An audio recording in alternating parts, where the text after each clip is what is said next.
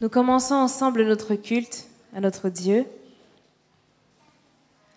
Nous te louons, ô Seigneur, ton nom est dans nos bouches. Nous publions tes merveilles, car en toi est la sainteté, la fidélité et l'amour. Nul autre nom ne fait vibrer mon être. Reçois alors ce culte d'adoration que nous t'offrons. Pour tout ce que tu es, nous bénissons ton nom adorable. Je vous invite à vous tenir debout et alors que les officiants s'avancent, nous chanterons ensemble les paroles du numéro 286. Il est un nom si beau, si doux.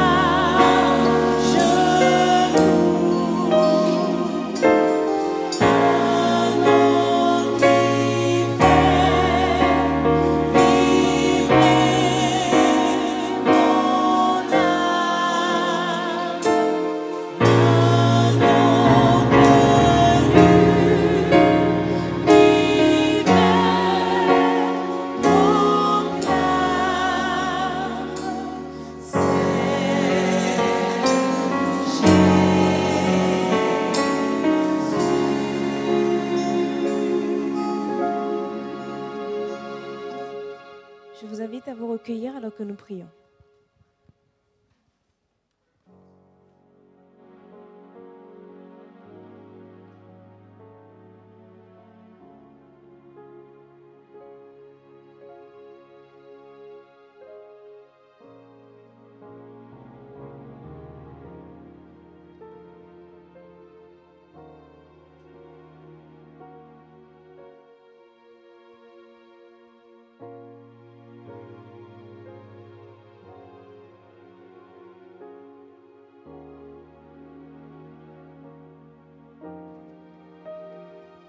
Au psaume 86, versets 8 à 10, je lis « Nul n'est comme toi parmi les dieux, Seigneur, et rien ne ressemble à tes œuvres.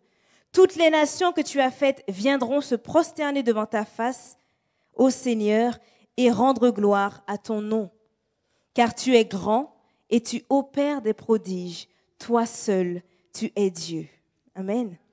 Nous, tes enfants assemblés, nous joignons nos prières à celles de David. Car nous reconnaissons comme lui que tu es le seul, l'unique Dieu vivant qui règne et ce pour l'éternité. Amen. Chantons ensemble notre doxologie. Tu es vivant. Tu es si grand.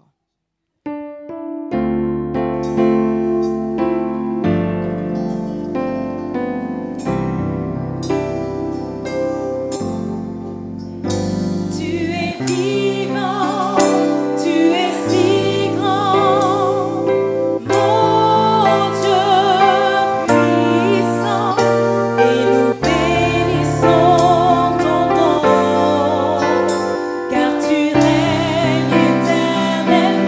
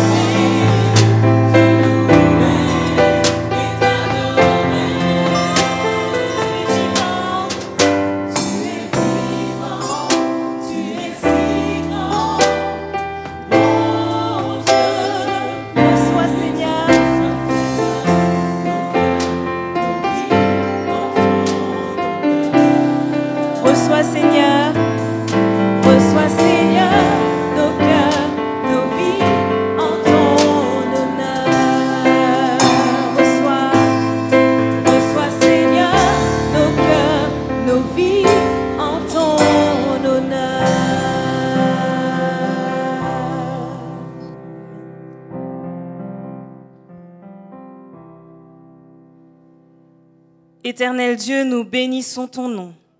Nous glorifions ton nom, car tu es le Dieu saint et majestueux qui nous a créés. Éternel, merci pour cette grâce que tu nous fais d'être dans ta maison. Et à présent, nous voulons t'accueillir dans ce lieu, afin que tu puisses remplir nos cœurs, Seigneur. Que ce culte que nous t'offrons, ces louanges que nous faisons monter vers toi te soient agréables, et que nous puissions ensemble, les uns avec les autres et avec toi, Seigneur, passer un temps de communion, un temps d'adoration, un temps de fraternité pendant ce saint jour de sabbat. Bénis ton Église, Seigneur, bénis ton peuple, et que ta grâce soit sur chacun, au nom de Jésus. Amen.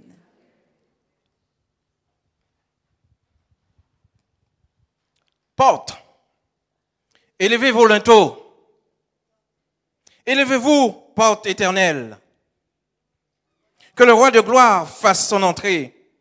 Qui est ce roi de gloire? L'Éternel fort et puissant, l'Éternel puissant dans les combats. Porte, élevez vos linteaux, élevez-vous, élevez-les, porte éternelle, que le roi de gloire fasse son entrée. Qui est donc ce roi de gloire? L'Éternel des armées, voilà le roi de gloire. En ce matin, l'Éternel est heureux de vous accueillir, mes amis. À travers moi, il voudrait vous dire bienvenue à chacun d'entre vous. Et sentez-vous à l'aise et laissez l'amour de notre Seigneur nous bercer. Bienvenue à chacun. Que Dieu vous bénisse.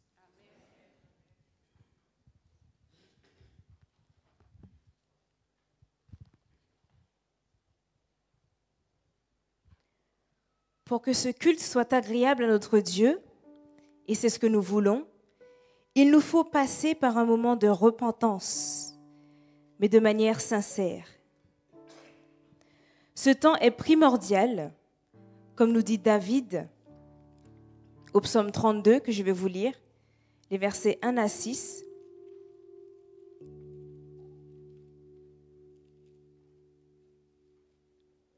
Heureux celui à qui la transgression est remise, à qui le péché est pardonné. Heureux l'homme à qui l'Éternel n'impute pas l'iniquité et dans l'esprit duquel il n'y a point de fraude. Tant que je me suis tue, mes os se consumaient. Je gémissais toute la journée, car nuit et jour, ta main s'appesantissait sur moi. Ma vigueur n'était plus que sécheresse comme celle de l'été. Alors je t'ai fait connaître mon péché. Je n'ai pas caché mon iniquité. J'ai dit, j'avouerai mes transgressions à l'Éternel, et tu as effacé la peine de mon péché. À travers ces chants que nous allons chanter ensemble, confessons nos erreurs, mais surtout, soumettons notre être tout entier, sans aucune retenue, à notre Dieu, Sauveur et Seigneur, afin que par son Esprit Saint, nous puissions rechercher et acquérir la pureté de notre cœur. Chantons ensemble au numéro 494, Jésus doux Maître, règne sur moi, suivi de Entends, ô Dieu, ma prière et mon cri.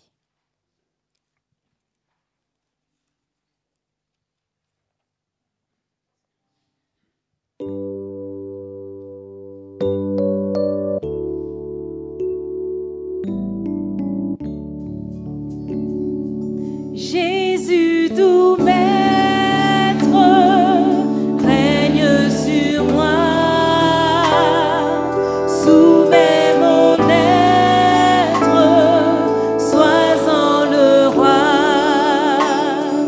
Je suis l'argile, toi le potier, rends-moi docile, ton prisonnier. Quatrième strophe, je m'abandonne, Jésus à toi, détruis, pardonne, tout mal en moi, remplis mon âme de ton esprit,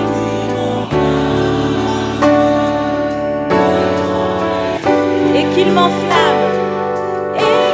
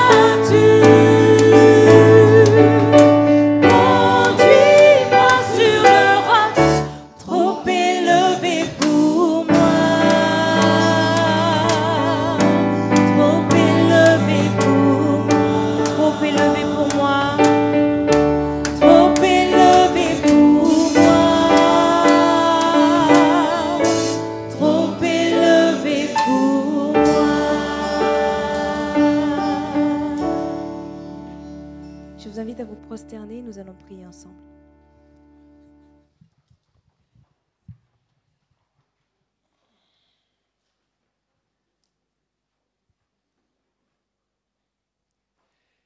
Éternel notre Dieu, nous voici ton peuple prosterné devant toi.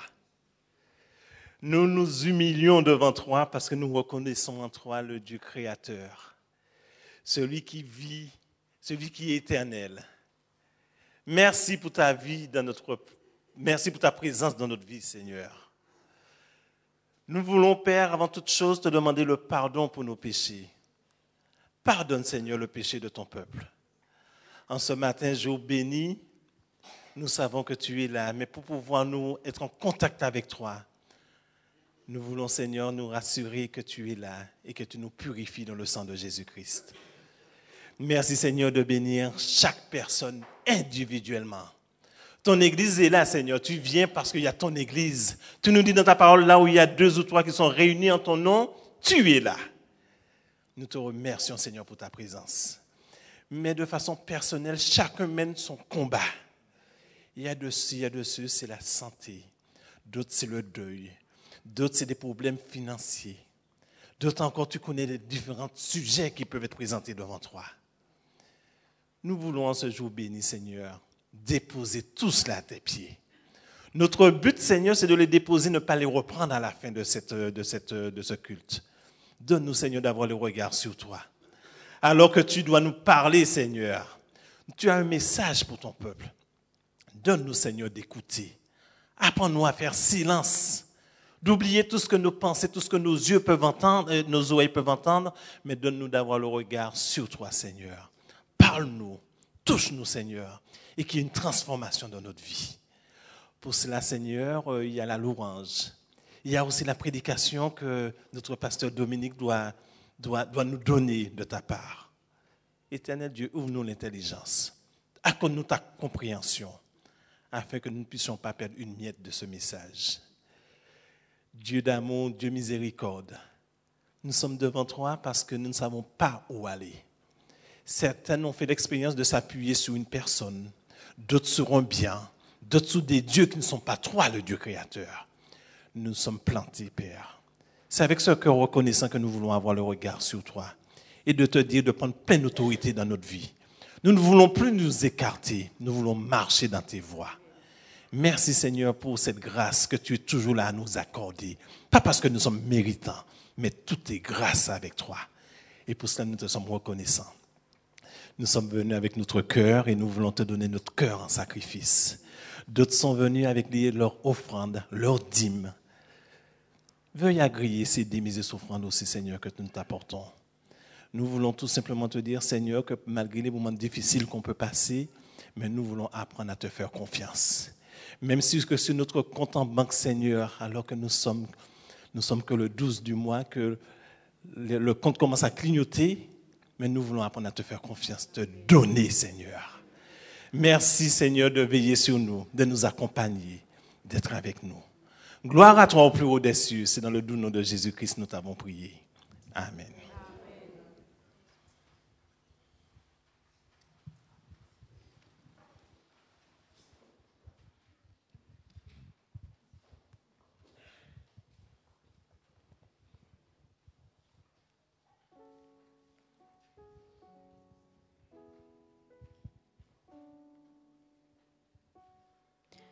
Nous sommes désormais assurés d'être libérés de tout péché, d'avoir reçu le pardon divin qui soulage par ses promesses inscrites dans sa parole. Nous le savons et nous le croyons.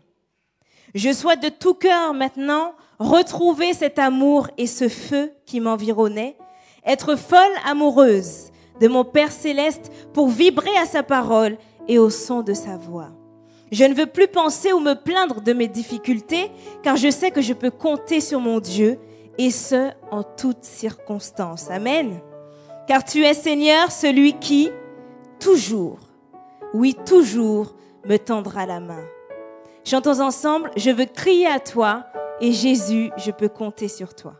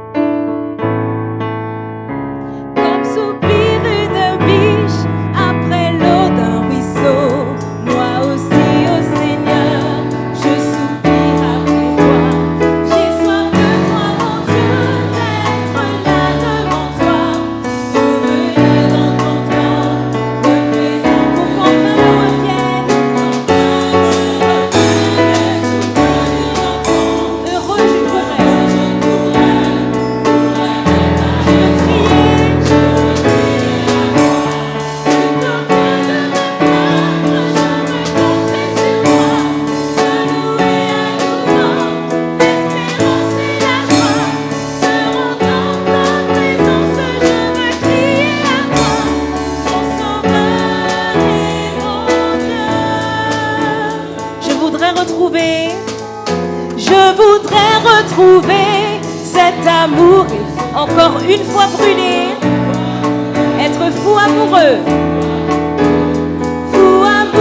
de toi, attaché à tes pas, vibré à ta parole et au son de ta voix, pour qu'enfin me reviennent des souvenirs d'antan, où heureux je pourrais même, je veux crier à toi, plutôt que de me plaindre, je veux compter te louer à nouveau, l'espérance et la joie seront dans ta présence, je veux crier à toi, mon sauveur et mon Dieu. Montre-moi, ô Seigneur, chaque jour ta bonté, ta grandeur et ta grâce, et moi je chanterai celui qui de ma vie est maître, celui qui m'a choisi et qui me fait renaître, pour qu'enfin me reviennent les souvenirs d'antan, où heureux je pourrais vers ta maison, je veux crier à toi, plutôt que de me plaindre, je veux compter sur toi, te louer à nouveau. L'espérance et la joie seront en ta présence. Je veux crier à toi, je veux crier à toi, plutôt que de me plaindre, je veux compter sur toi, te louer à nouveau. L'espérance et la joie seront dans ta présence, je veux crier à toi, mon sauveur et mon Dieu. Amen. Jésus, je peux compter sur toi.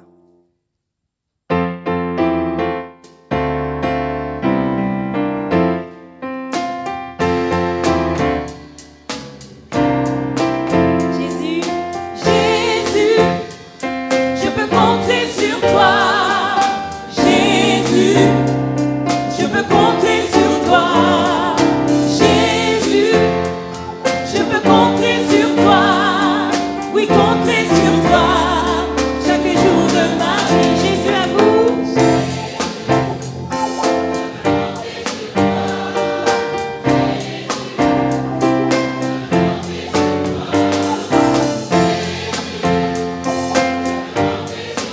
Oui, compter sur toi. Chaque jour.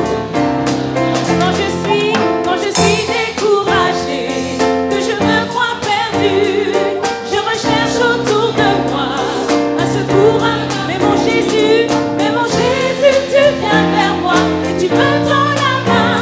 Oh Jésus, je peux compter sur quand je suis découragée, que je me crois perdue, je recherche autour de moi un secours, mais mon Jésus, tu viens vers moi et tu me tends la main. Oh Jésus, je peux compter sur toi. Jésus ensemble. Jésus, je peux compter sur toi. Jésus, je peux compter sur toi. Jésus, je peux compter sur toi. Oui, compter sur toi. Chaque jour de oui, compter sur toi. Oui, compter sur toi. Chaque jour de ma vie. Oui, compter sur toi. Chaque jour de ma vie. Amen. Chaque jour, nous pouvons compter sur notre Seigneur. Je n'ai pas à m'en faire pour quoi que ce soit, car celui qui marche devant moi n'est autre que l'Éternel, Dieu des armées, puissant dans tous les combats. Au psaume 121, les versets 3, je lis « Il ne permettra point que ton pied chancelle. Celui qui te garde ne sommeillera point. Et quand bien même il m'arriverait de trébucher, de me blesser, au psaume 34, les versets 38 et 19, je lis « Quand les justes crient, l'Éternel entend, et il les délivre de toute leur détresse. L'Éternel est près de ceux qui ont le cœur brisé et il sauve ceux qui ont l'esprit dans l'abattement. Gloire soit rendue à notre Dieu, notre bouclier et notre victoire. Amen. Chantons ensemble avec force au numéro 386 de nos hymnes et louanges. Qui me relève dans mes chutes, c'est Jésus-Christ.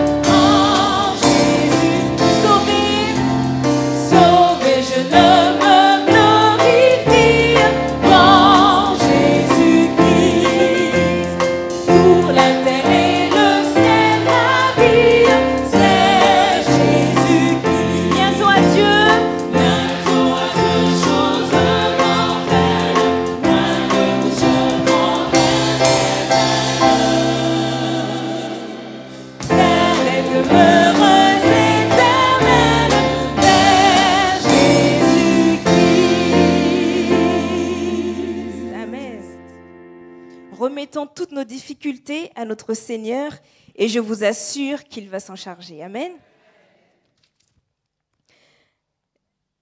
Je vais lire un livre que vous connaissez, Message à la jeunesse. Au chapitre 98, la page 300, au 302. Tout ouvrier à Dieu sincère, animé de l'esprit de sacrifice, est prêt à dépenser et à se dépenser pour le bien d'autrui. Le Christ a dit, « Celui qui aime sa vie la perdra, et celui qui est sa vie dans ce monde la sauvera pour la vie éternelle. » C'est par des efforts empressés et prévenants pour venir en aide à ceux qui en ont besoin que le chrétien sincère manifeste son amour envers Dieu et envers ses semblables. Même s'il devait perdre sa vie au service, il la retrouvera quand le Christ viendra pour rassembler ses joyaux. Amen. Ce transfert de nos possessions du monde vers le ciel que nous nous apprêtons à faire mérite que nous y consacrions toute notre énergie en tant qu'ouvriers de Dieu. Ceci met en cause nos intérêts éternels. Tout ce qui est consacré au salut des âmes et à la gloire de Dieu est investi dans l'entreprise la plus prospère qui soit pour cette vie et celle à venir. Nous avons choisi d'être des ouvriers pour notre Seigneur.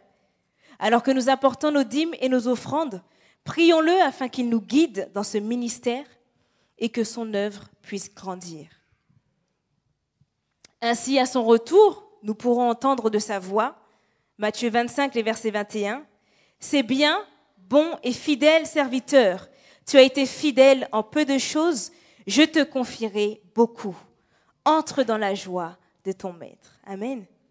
Alors que le service du diaconat va passer dans les rangs pour recueillir nos dîmes et nos offrandes, nous chanterons ensemble « Seigneur, écoute tes enfants prier, oui, envoie-leur ton esprit. »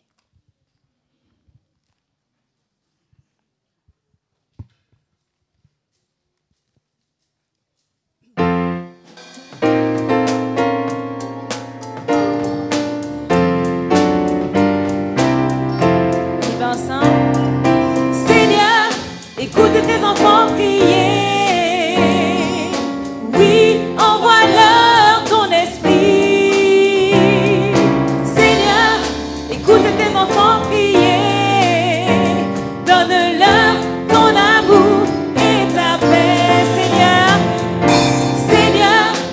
écoute tes enfants prier. Oui, envoie-leur ton esprit. Seigneur, écoute tes enfants prier. Donne-leur ton amour et ta paix. Quelque chose va arriver. Oui, aujourd'hui, quand le peuple de Dieu se met à prier, comme au temps de la Pentecôte, les murs vont trembler. Quand le peuple de Dieu se met à prier, quelque chose va arriver. Oui, aujourd'hui, quand le peuple de Dieu se met à prier, comme au temps de la Pentecôte, les murs vont trembler. Quand le peuple de Dieu se met à prier, Seigneur, écoute tes enfants prier. Oui, envoie-leur ton esprit. Oui, Seigneur, écoute tes enfants prier. Donne-leur ton amour et ta paix. Quelque chose va arriver. Oui, aujourd'hui, quand le peuple de Dieu se met à prier, comme au temps de la Pentecôte, les murs vont trembler. Quand le peuple de Dieu se met à prier, quand le peuple de Dieu, quand le peuple de Dieu, quand le peuple de Dieu, quand le peuple de Dieu se met à prier, comme au temps de la Pentecôte, les murs vont trembler. Quand le peuple de Dieu se met à prier, quand le peuple de Dieu, quand le peuple de Dieu, quand le peuple de Dieu se met à prier, comme au temps de la Pentecôte, les murs vont trembler. Quand le peuple de Dieu se met à prier, Seigneur, écoute tes enfants prier. Oui, envoie-leur ton esprit. Seigneur, écoute tes enfants prier. Donne-leur ton amour. Donne-leur ton amour. Donne-leur ton amour et ta donne-leur ton amour et ta paix. Amen. Amen.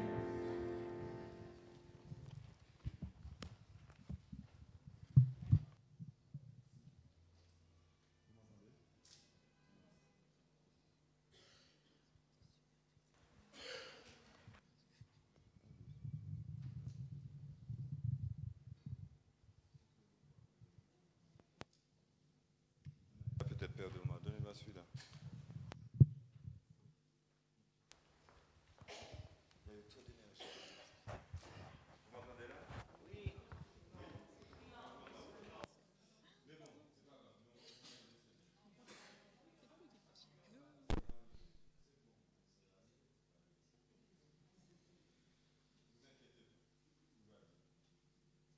Je suis ici, voilà, ça va mieux. Je suis ici pour permettre à notre Église de remercier quelqu'un de son passage chez nous. Il y a un temps pour naître, il y a un temps pour s'en aller. C'est vrai? Ça ne veut pas dire qu'elle s'en va beaucoup loin, mais elle va s'en aller. Je vais demander à Dominique de venir auprès de moi. Vous savez, quand elle est arrivée chez nous en septembre, elle était toute... Non. Elle a toujours été mignonne, mais elle était toute renfermée sur elle. Et puis, vous savez, elle a eu un temps d'adaptation avec nous. Elle a eu un moment de consécration au service de Dieu. Elle avait déjà des qualités quand elle est arrivée, hein. Mais au sein de l'équipe pastorale et au contact de notre église ici à Pierrefitte, elle s'est épanouie. Regardez comment elle est maintenant. Fais un tour. Voilà. Vous avez vu? Vous avez vu ce que Dieu fait dans la vie de quelqu'un qui partage notre église. Nous sommes fiers de toi, Dominique. Nous savons que tu dois partir, mais tu vas toujours rester à nos côtés, dans nos cœurs. Parce que je crois que l'équipe pastorale pourra en dire beaucoup. Je crois que sa jeunesse nous a boosté un petit peu et puis ça nous a poussé hors de nous parce qu'elle aime la parole de Dieu. Elle aime Dieu et ça ne fait que motiver l'équipe. Mais je crois qu'elle a su toucher le cœur de chaque enfant, chaque jeune. Et c'est une très bonne chose.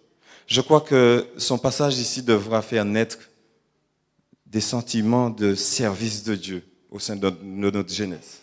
Parce que je crois qu'il y a d'abondantes joies de servir Dieu. Et si Dieu a permis qu'elle passe 9 mois avec nous, c'est pour forcément faire éclore d'autres bébés au service de Dieu ici. N'est-ce pas? Alors Dominique, je crois que la secrétaire a prévu un cadeau au sein de l'église, au nom de l'église, afin de te remettre, pour que tu ne nous oublies jamais. Et puis je sais que lorsqu'on sera là-haut, on pourra prendre beaucoup d'autres temps comme on a commencé ici. Mais en tout cas, félicitations. Ce ne sont pas des éloges, mais de vraies félicitations parce que je crois qu'une jeune au service de Dieu, en tant que jeune, tu as démontré comment servir Dieu, c'est abondant et c'est bien. Que Dieu continue à te bénir alors. Dominique. Alors, au nom de toute l'Église, nous aimerions te remettre ton livre préféré. Merci. Que tu puisses toujours continuer à puiser dedans. Et on sait que les membres de l'île auront de la chance de t'avoir. J'espère. Mais si. Et tu seras toujours la bienvenue parmi nous.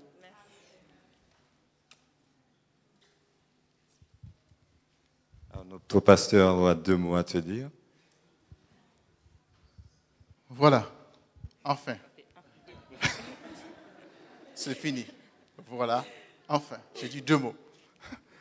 En tout cas, Dominique, je remercie le Seigneur de cette expérience qui nous a permis de vivre tous les deux. Et si toutefois, peut-être, j'ai oublié de transmettre quelque chose, je demande à Dieu de continuer, je sais qu'il le fera, à te former, car nous sommes continuellement en formation. Que le Seigneur continue à t'utiliser. J'ai vu une pasteur qui aime vraiment son Seigneur. Et je disais dans la méditation de la commission de nomination, c'est lundi ou jeudi, que ce qui m'a frappé chez toi la première fois, j'ai entendu, c'est que tu as dit que tu aimes étudier la Bible. Et je me suis dit, j'étais assis là, je me suis dit, si tous les jeunes pouvaient dire la même chose, peut-être que Jésus serait déjà revenu. Que le Seigneur continue à te guider, à te fortifier. Il y aura des moments de joie, il y aura aussi des moments douloureux. Mais je veux te laisser un texte qui me fait beaucoup de bien et qui, je pense aussi, te fera beaucoup de bien. Tu le connais. C'est ces recommandations que Dieu donne à Josué. Fortifie-toi, seulement aie bon courage en agissant fidèlement selon toute la loi que Moïse, mon serviteur, t'a prescrite. Ne t'en détourne ni à droite ni à gauche afin de réussir dans tout ce que tu entreprendras. Que ce livre de la loi ne s'éloigne point de ta bouche. Médite-le jour et nuit pour agir fidèlement selon tout ce qui est écrit. C'est alors que tu auras du succès dans tes entreprises. C'est alors que tu réussiras. Je souhaite que tu sois un pasteur selon la volonté de Dieu et que tu fasses tout pour plaire à ton Seigneur. Amen. Tu m'as appris une chose, c'est à manger le midi. Et je te remercie pour cela. Je vais essayer de faire un effort pour m'arrêter pour manger le midi. Oui, c'est bien. Merci.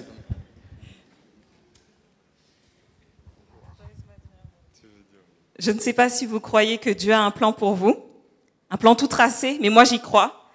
Parce que le texte que le pasteur vient de prendre, c'est mon texte de baptême, avant que j'ai pris la décision de me consacrer au Seigneur dans le pastorat.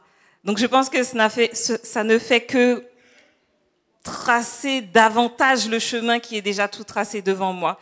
Et je remercie l'Église, d'abord, de Pierrefitte, de m'avoir accueilli, un accueil chaleureux. Et je ne vous cache pas que avant de venir ici, j'étais un petit peu stressée à me demander comment ce serait dans une grande église. Et finalement, je me suis retrouvée comme chez moi dans une vraie famille.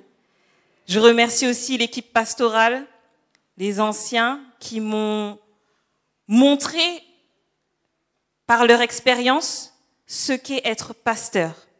Parce que vous savez que les anciens, ce sont tous des pasteurs locaux. Et vous avez de la chance d'avoir les anciens que vous avez aujourd'hui. Parce que ce sont vraiment des hommes et des femmes consacrés au Seigneur, consacrés pour la mission, consacrés dans la prière et consacrés dans le partage de l'Évangile. Et enfin, je remercie bien sûr le pasteur Gérard, mais Dieu sait pourquoi, Dieu sait ce qu'il fait. Et il m'a placé avec la bonne personne au bon endroit. Je loue Dieu de ce que je ne me fais pas de soucis pour l'avenir.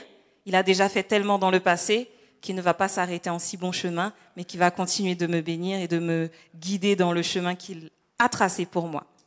C'est le même souhait que j'ai pour chacun de vous. Alors que Dieu nous bénisse tous.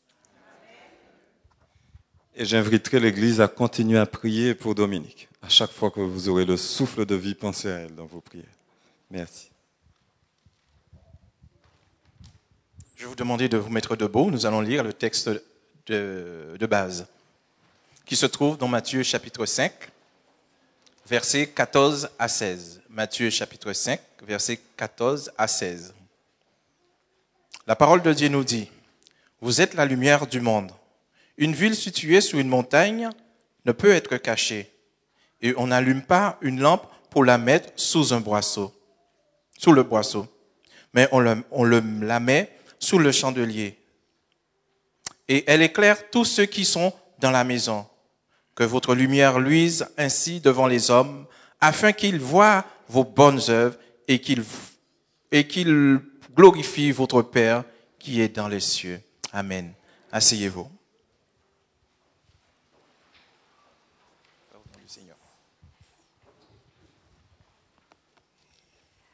Alors, l'introduction a déjà été faite.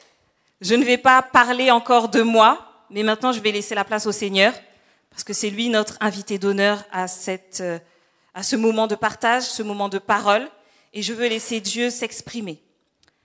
Mais quand même, avant, je vous souhaite à nouveau la bienvenue dans la maison de Dieu. C'est un privilège que nous avons de nous réunir chaque sabbat, pour ceux qui le peuvent, entre frères et sœurs, entre croyants, entre amis, et surtout avec notre Père. Nous sommes dans la maison de Dieu, alors sentez-vous bien tous à l'aise.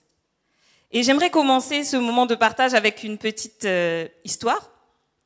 On dit qu'on aime bien les histoires, donc une petite histoire, une illustration. C'est l'histoire de deux hommes malvoyants, qui en se promenant, comme ça au bord de la route, se sont égarés. Et malheureusement, ils se sont égarés dans le désert. Alors ils ont marché, beaucoup marché, ils ne distinguent pas grand-chose autour d'eux, mais ils continuent d'avancer. La nuit tombe, il commence à faire froid, ils finissent par presque se décourager, jusqu'au moment où finalement ils arrivent devant une grande maison. Alors ils sont contents, ils se disent qu'ils vont enfin pouvoir trouver du secours, de l'aide. Alors ils sonnent à la porte, pas de réponse. Pourtant, ils entendent à l'intérieur de la maison des bruits comme de la musique. Donc ils insistent, ils continuent de sonner, ils frappent à la porte, ils sonnent, ils frappent, ils sonnent, ils frappent. Ils commencent à s'agacer, donc ils frappent de plus belle, jusqu'à ce que finalement, la porte s'ouvre. Et la porte ne s'ouvre pas sur n'importe qui, mais la porte s'ouvre sur un homme très connu de l'époque, un homme dont tout le monde avait entendu parler et que tout le monde connaissait. Mais bien sûr, il faisait nuit et les deux hommes malvoyants n'ont pas reconnu cet homme.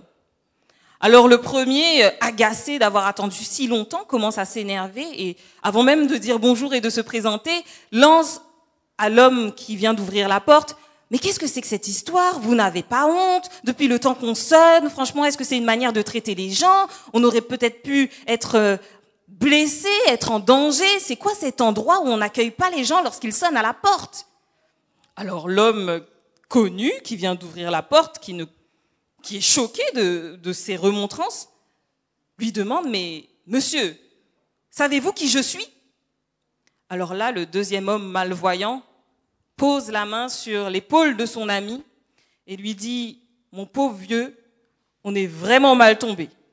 Parce que déjà, nous, on ne sait pas où on est, mais lui, il ne sait pas qui il est. » Mes amis, cette histoire pose 2 questions auxquelles il va falloir répondre aujourd'hui.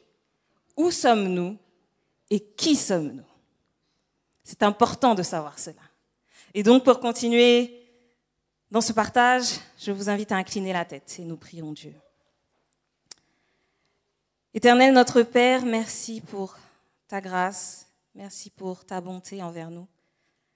Et merci de nous parler à travers ta parole, à travers tes serviteurs. Éternel, que tu puisses, en ce temps de partage, ouvrir les oreilles de chacun de nous, ouvrir notre entendement, afin que nous puissions comprendre et discerner ce que tu veux nous transmettre aujourd'hui. Seigneur, je te prie de joindre mes lèvres, afin que ce que je dirai soit en accord avec ta volonté et pour ta gloire, Seigneur. Au nom de Jésus, nous t'en prions. Amen.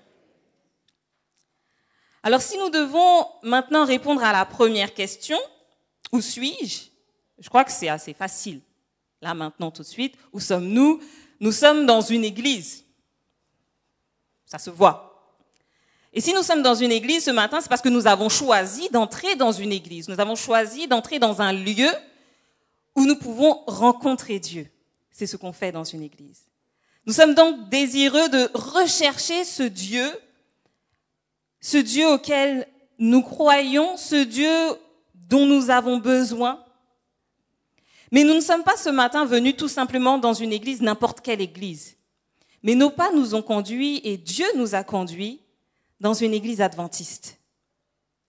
Une église qui a une spécificité. Pourquoi? Parce que je crois qu'aujourd'hui, Dieu a un message pour nous.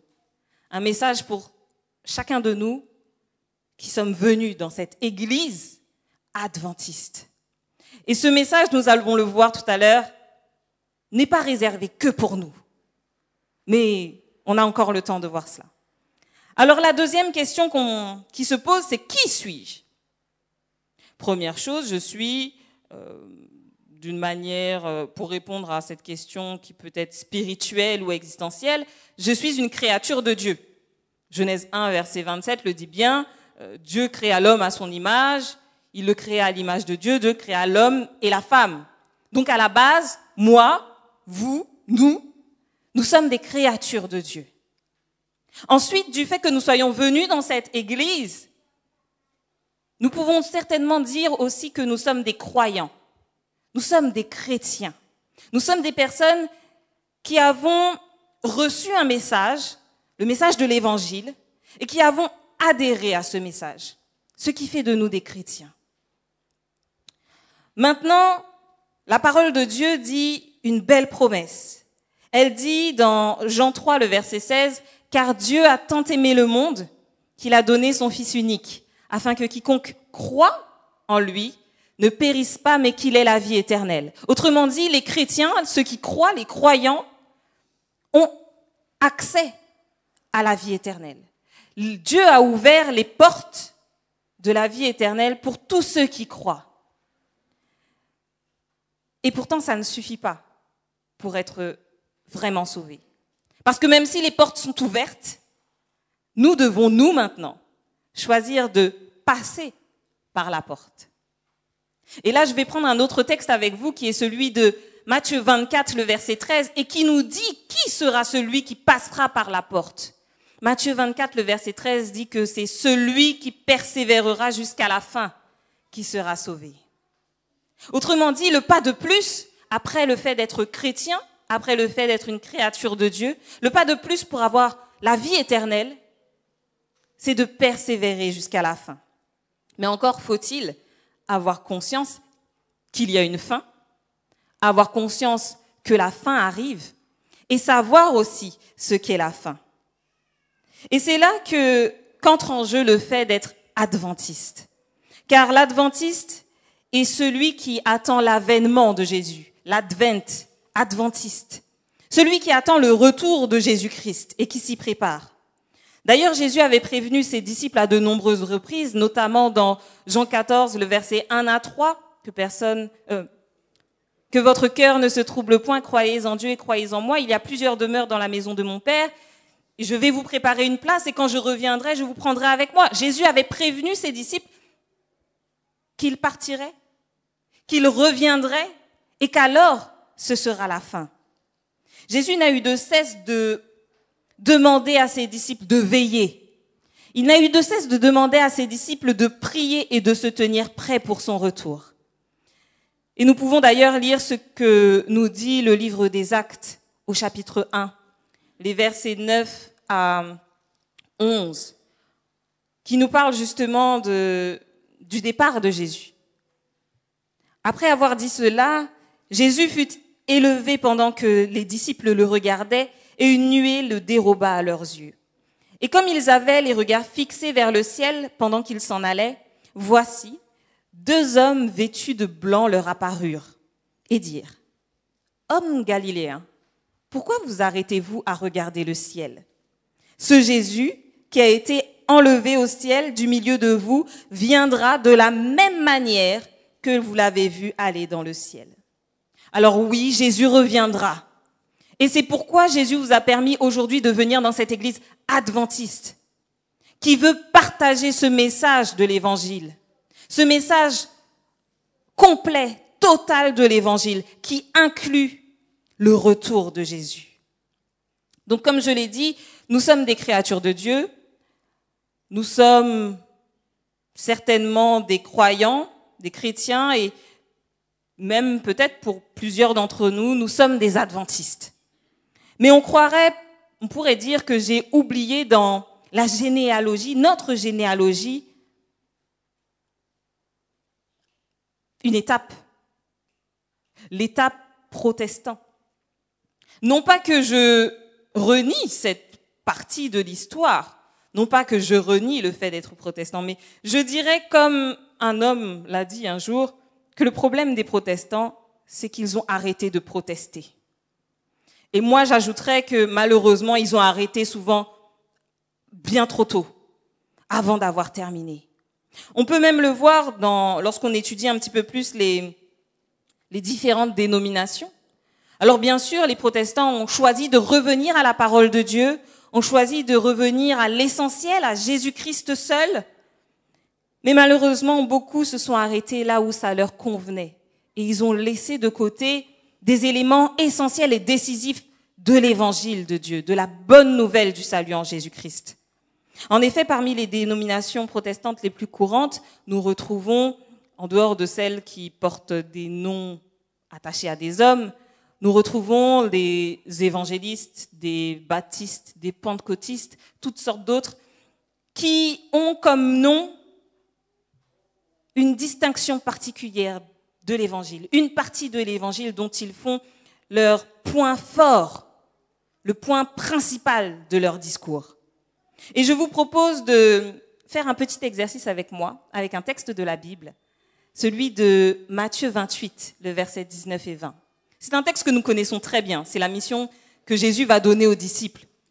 Et si on regarde ce texte attentivement, on voit que les protestants se sont inspirés des spécificités de ce texte. Prenons ensemble Matthieu 28, le verset 19 et 20. Alors tout d'abord, allez et faites de toutes les nations des disciples. Allez évangéliser. On retrouve là les évangélistes. Les évangélistes qui considèrent que le principal, c'est de partager l'évangile, c'est d'aller, de faire des disciples, d'aller et de permettre que des foules viennent auprès de Jésus. C'est bien, n'est-ce pas? C'est ce que la Bible nous demande, c'est ce que Jésus nous demande. Mais Jésus n'attend pas d'avoir derrière lui des foules inutiles. Jésus a besoin de disciples convaincus et de disciples qualifiés pour son œuvre. Jésus a besoin d'hommes et de femmes capables de prendre le flambeau à sa suite. Il n'a pas besoin juste de foules qui marchent derrière lui. Et c'est là qu'on voit que, malheureusement, être évangéliste n'est pas suffisant.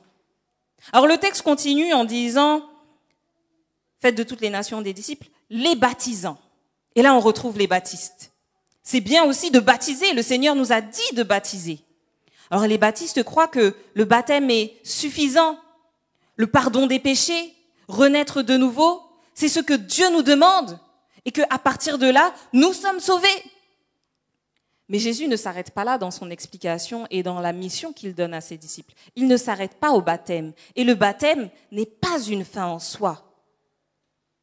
Le texte continue en disant de les baptiser au nom du Père, du Fils et du Saint-Esprit. Le Saint-Esprit, troisième personne de la Trinité, grand acteur des actes des apôtres, personnage principal de l'évangélisation et personnage principal aussi chez les pentecôtistes, qui considèrent que l'effusion du Saint-Esprit est ce qu'il y a de plus important, car après avoir reçu Jésus-Christ, nous recevons la puissance du Saint-Esprit pour accomplir les œuvres de Jésus.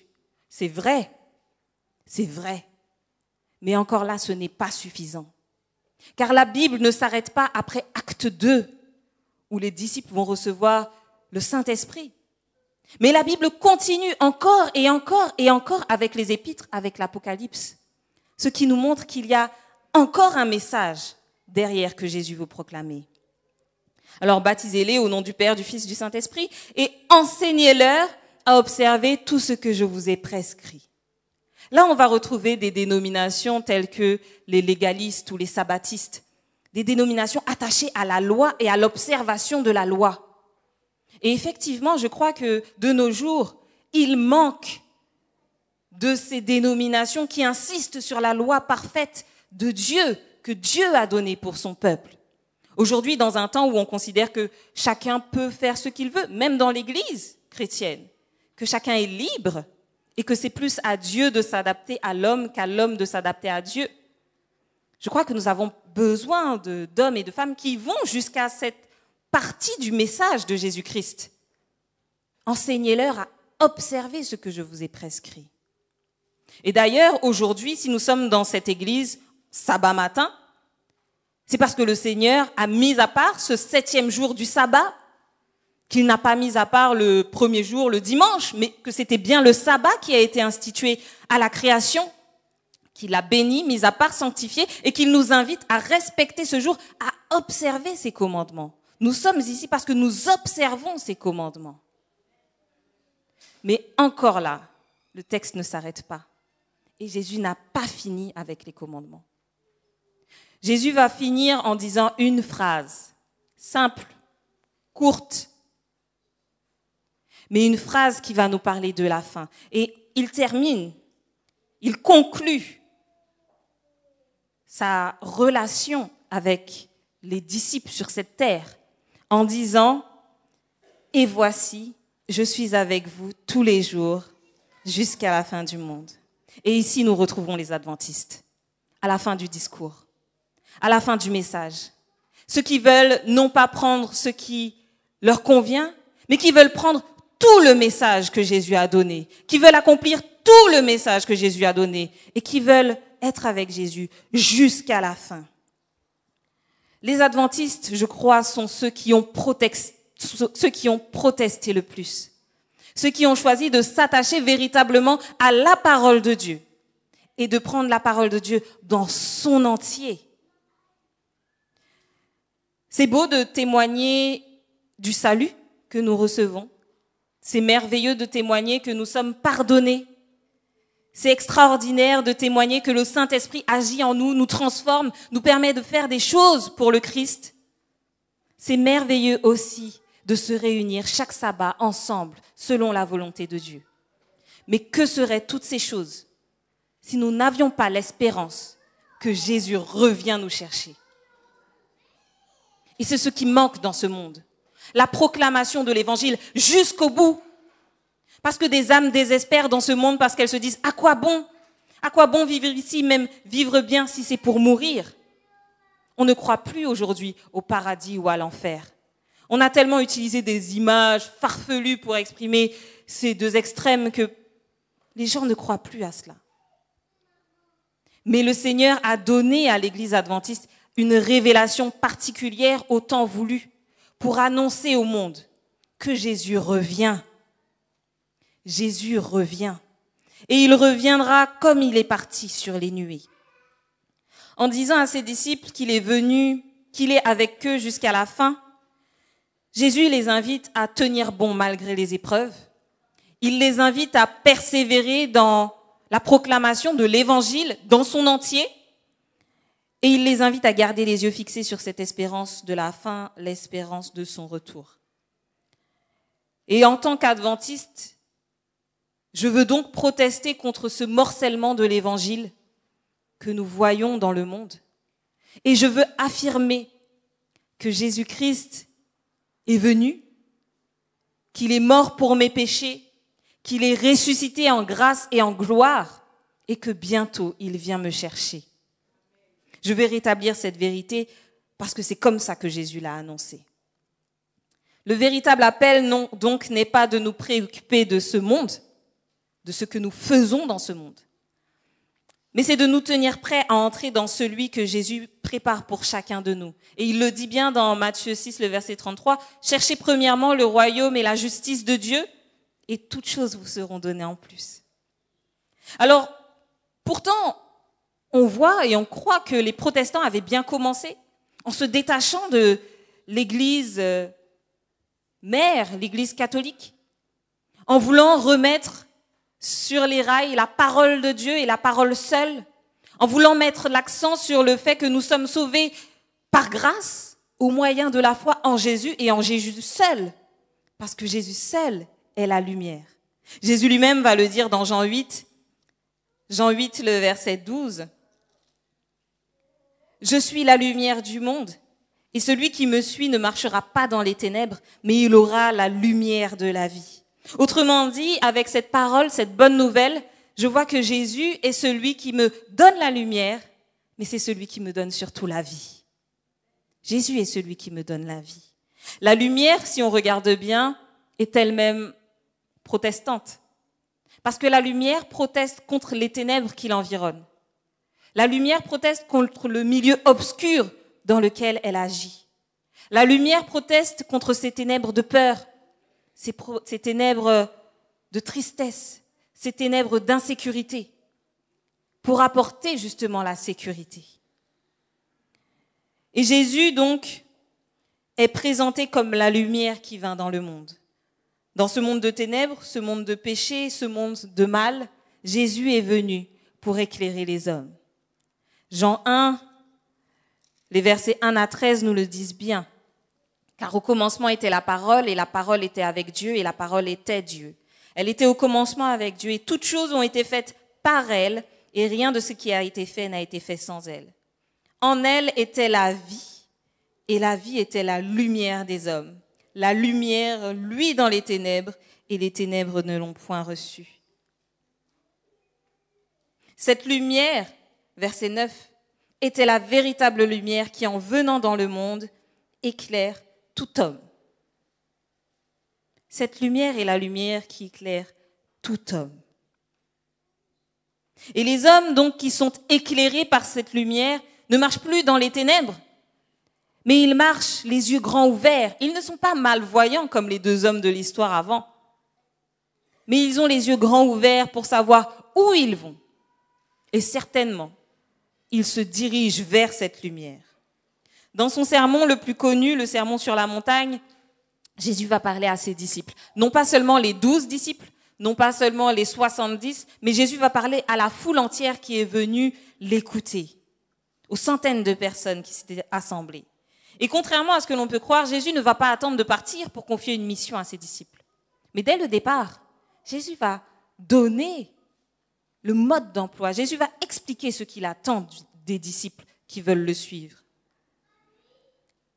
Nous l'avons lu tout à l'heure dans Matthieu 5, le verset 14 à 16.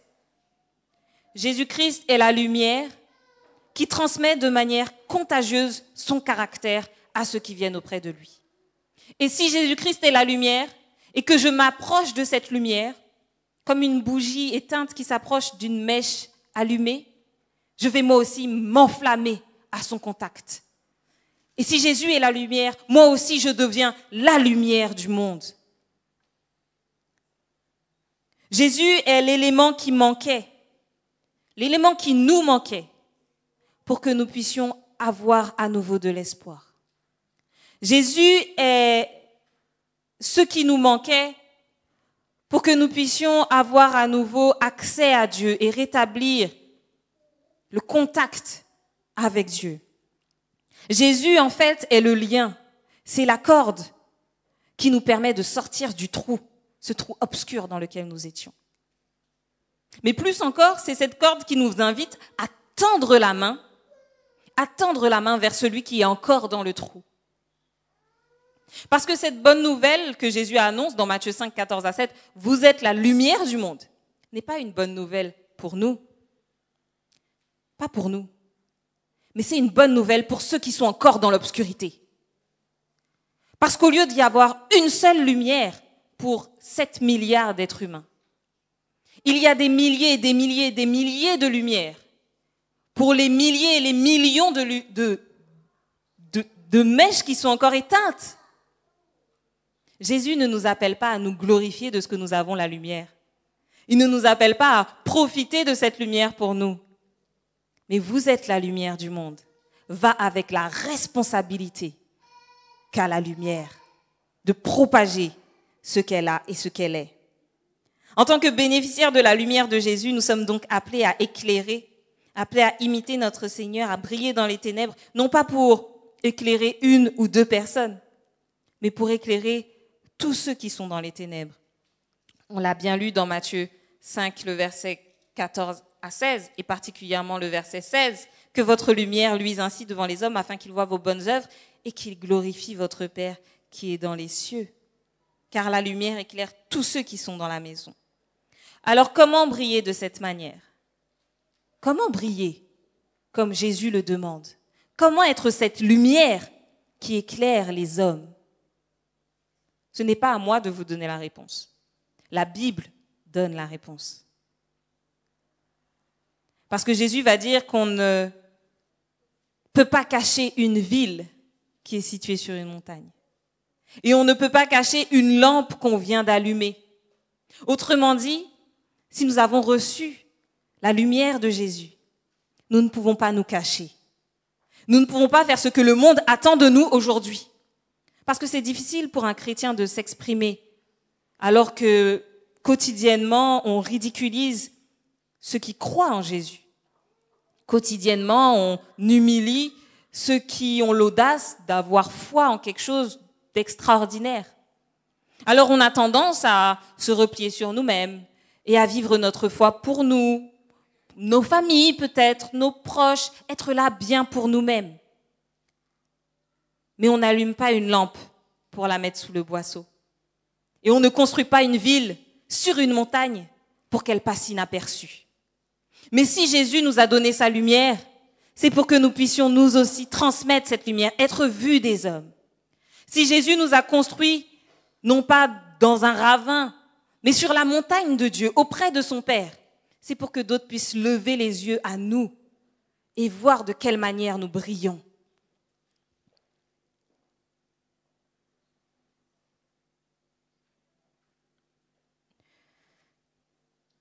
Le Seigneur attend de nous que nous accomplissions la mission qu'il nous a confiée. Allez, faites de toutes les nations des disciples, baptisez-les au nom du Père, du Fils et du Saint-Esprit, enseignez-leur à observer tout ce que je vous ai prescrit, et voici, je suis avec vous tous les jours jusqu'à la fin du monde. Que fait-on, mes amis, d'une bougie qui ne prend pas feu? Que fait-on d'une ampoule qui ne s'allume pas? Alors pour la bougie, on va la jeter et l'ampoule, on va la recycler. Mais en tout cas, on ne la garde pas.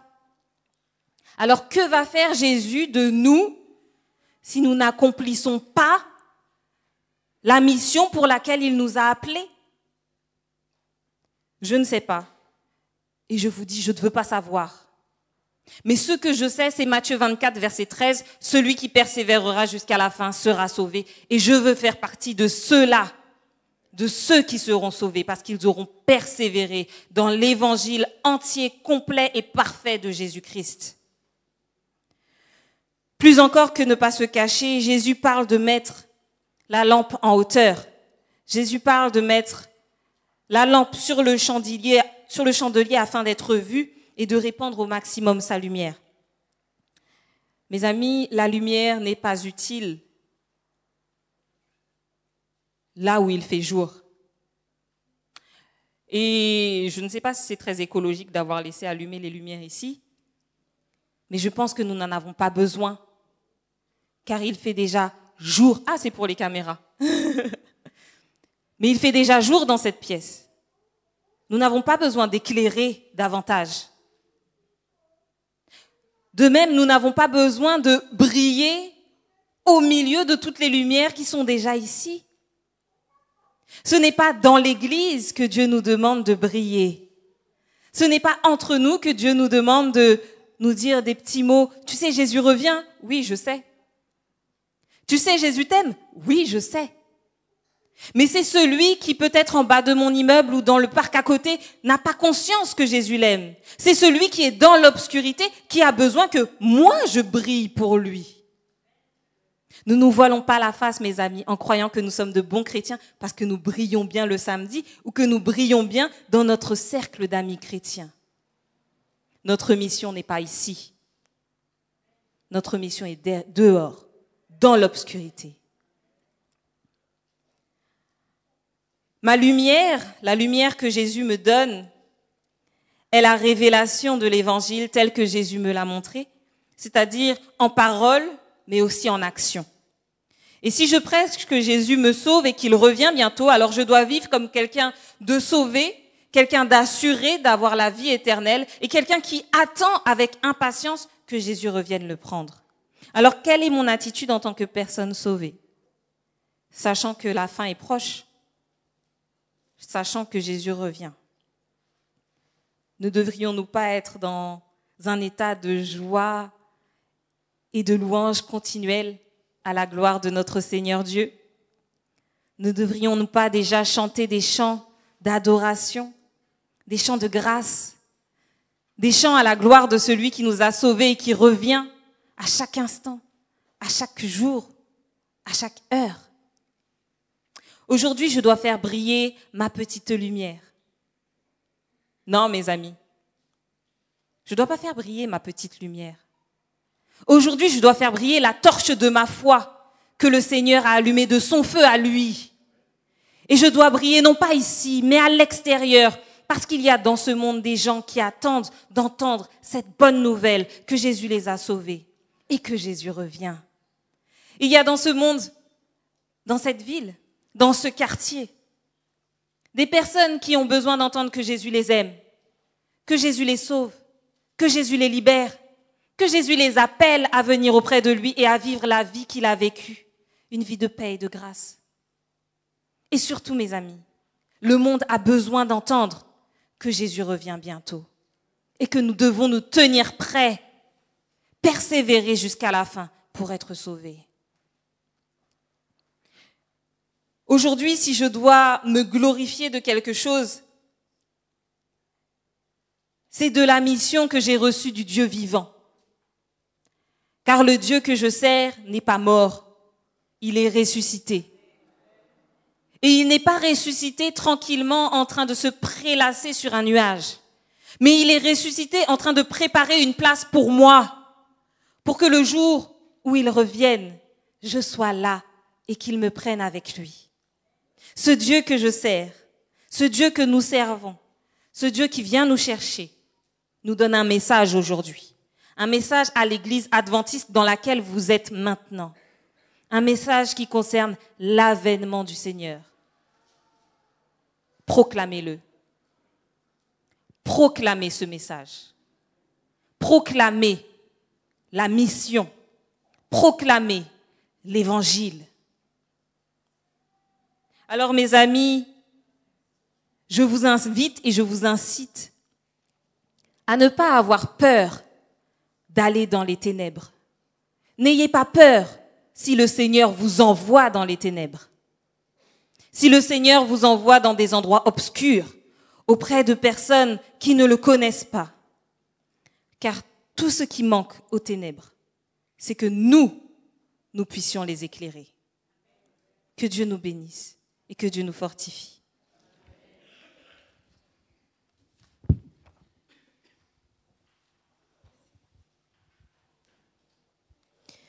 Que dire si ce n'est gloire soit rendue à notre Dieu pour ce magnifique message qu'il nous a apporté en ce matin, n'est-ce pas? Parce que nous savons que dans nos difficultés, lorsque nous n'avons plus d'espoir, nous savons sur qui compter. Mais ceux qui sont à l'extérieur ne savent où aller ni vers qui se tourner. Et nous sommes des lumières, appelés à faire d'eux des lumières, afin qu'ils puissent eux aussi un jour entrer dans ce palais merveilleux que notre Dieu est en train de nous préparer. Un lieu où il n'y a plus de deuil, plus de menaces, plus de méchanceté. Un lieu où règne l'amour, la paix et ce pour l'éternité. Amen. Je vous invite à chanter ensemble notre espérance au numéro 399 de nos hymnes et louanges. Nous chanterons ensemble la première strophe. Je connais un pays, par-delà le ciel bleu. Je vous invite à vous tenir debout. Merci.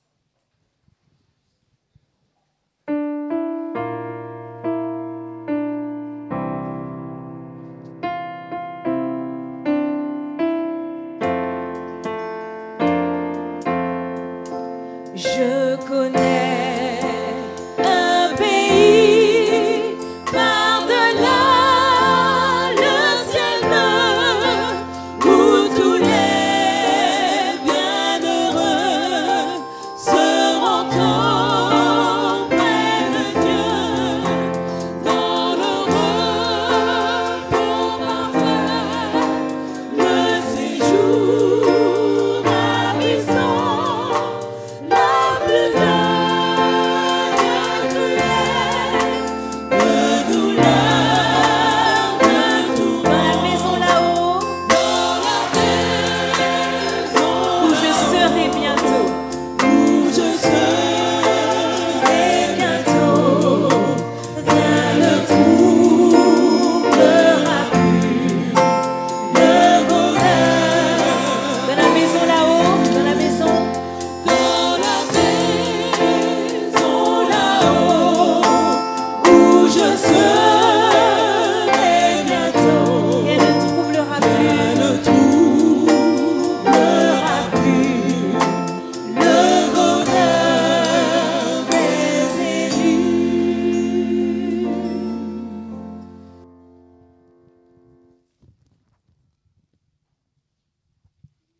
Éternel notre Dieu, nous te louons, nous te bénissons, nous t'exaltons, nous te glorifions, parce que tu es notre Dieu, parce que tu es notre Créateur, parce que tu es notre Rédempteur. Et en cet instant, nous voulons nous humilier à tes pieds, mon Dieu, pour te demander pardon toutes les fois, toutes les occasions que nous avons eues pour témoigner pour toi et que nous ne l'avons pas fait.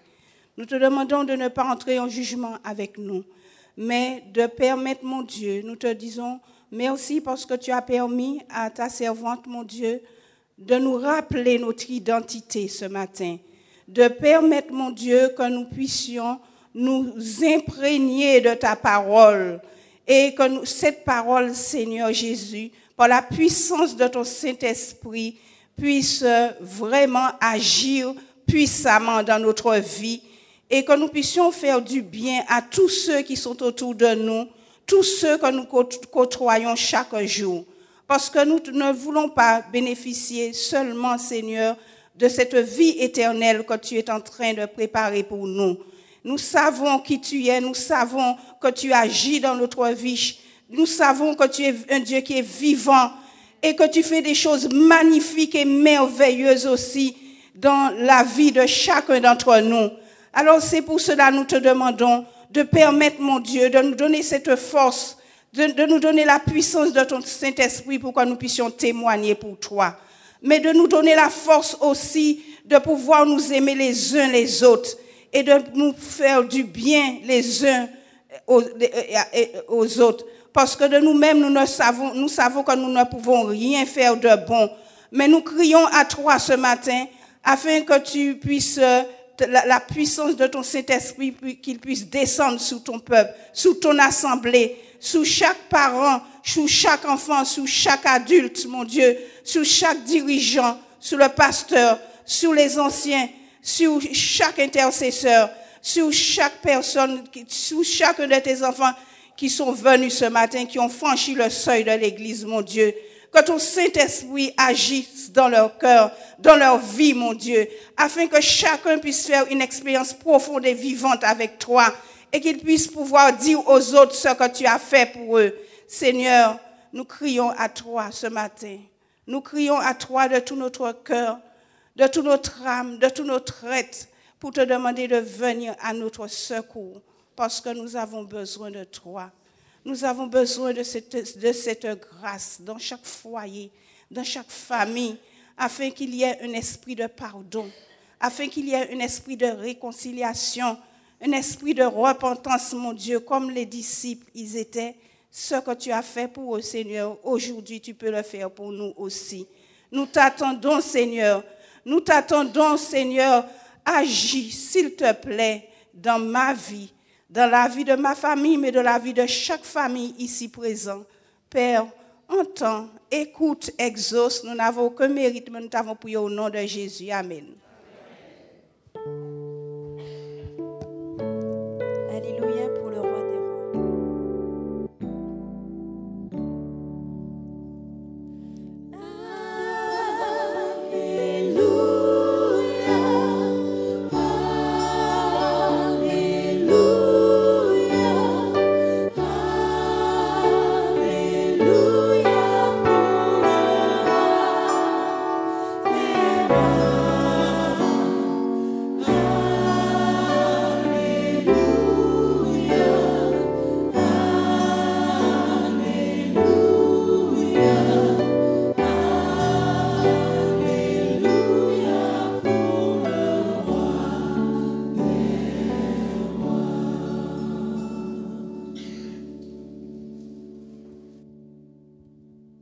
Recevons la bénédiction de notre Seigneur. Que le Dieu de paix vous sanctifie lui-même et que votre être tout entier, l'esprit, l'âme et le corps, soient conservés inébranlables lors de l'avènement de notre Seigneur Jésus-Christ. Amen.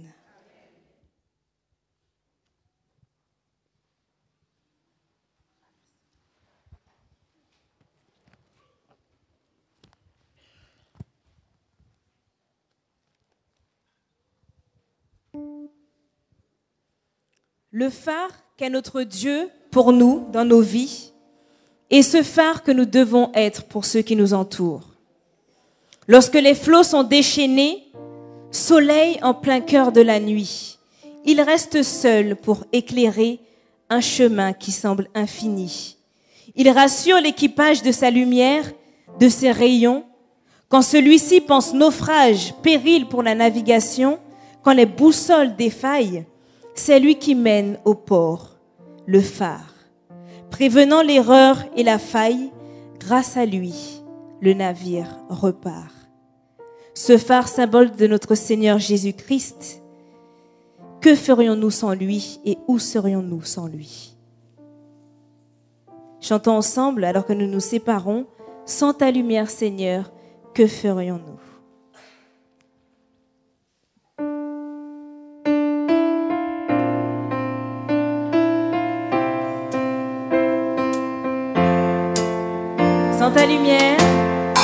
Sans ta lumière, Seigneur, que ferions-nous dans ce monde perdu au large, dans le brouillard, au gré des vents?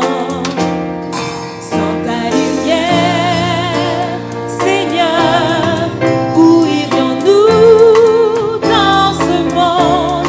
La mer est immense, sans ta présence,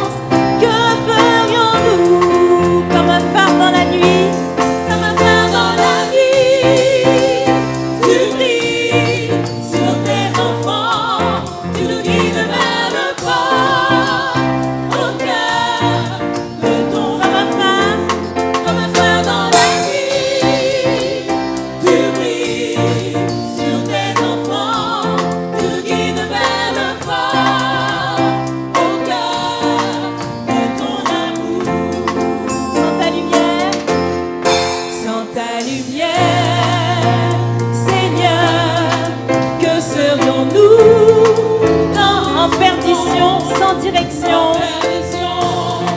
sans direction, cherchant la voie. Sans ta lumière, Seigneur, où irions-nous dans ce monde? Que décider, qui écouter, que ferions-nous? Comme un phare dans la nuit, comme un phare dans la nuit, tu brilles sur tes enfants, tu nous guides vers le soir, au cœur de ton amour. Comme un phare dans la nuit, tu brilles sur tes enfants, tu guides vers le soir, au cœur de ton amour. Comme un phare dans la nuit, tu brilles sur tes enfants, tu guides vers le soir, au cœur de ton amour. Comme un phare dans la nuit, tu brilles sur tes enfants, tu nous guides vers le soir, au cœur de ton amour.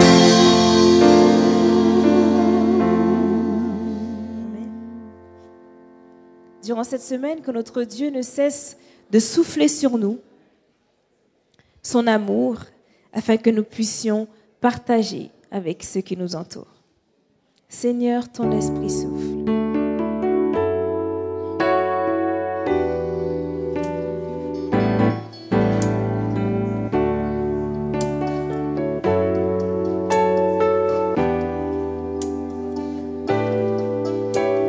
Seigneur, ton esprit souffle. Seigneur, ton amour me touche. Je ne peux devant toi rester indifférent. Seigneur, ton amour me touche.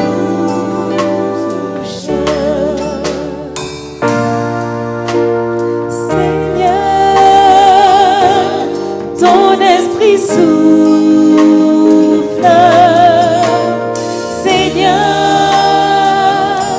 ton amour me touche. Je ne peux devant toi rester indifférent. Seigneur, ton amour me touche. Seigneur, ton esprit souffle encore. Seigneur, ton esprit souffle. Seigneur,